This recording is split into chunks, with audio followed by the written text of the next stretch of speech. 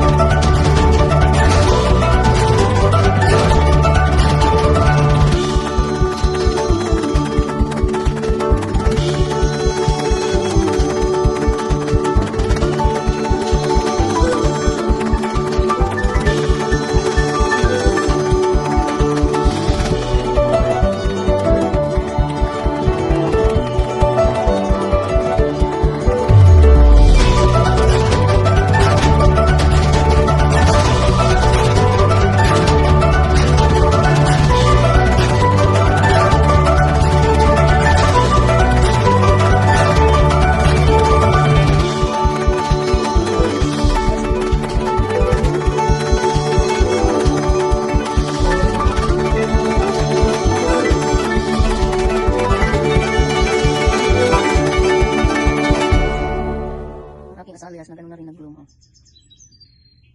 Maliit ko azaleas. Ayan, this one.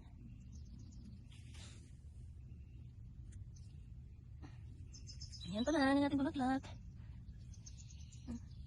Bulaklak ulit ating azaleas.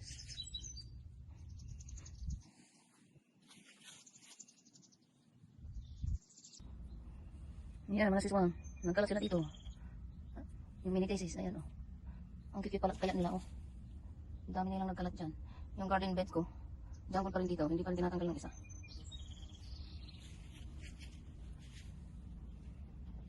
Nagkalat sila dyan. Yan o, ang cute.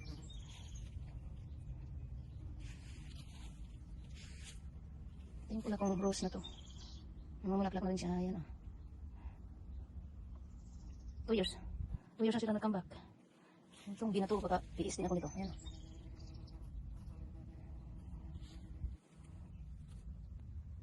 Ito yung ating wild mini daisies. Nag-rose sila dyan sa paso last year. Ayan. Ito ang aking bagong rose na binili ni Ted. Ayan. Ano, orange yata siya. Orange or yellowish.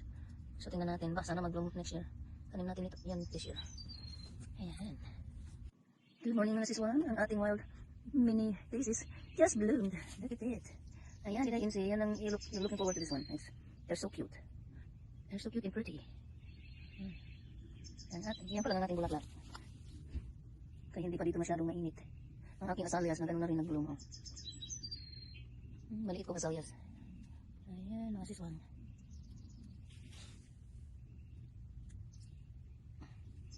Ayan pala, ano natin bulaklak.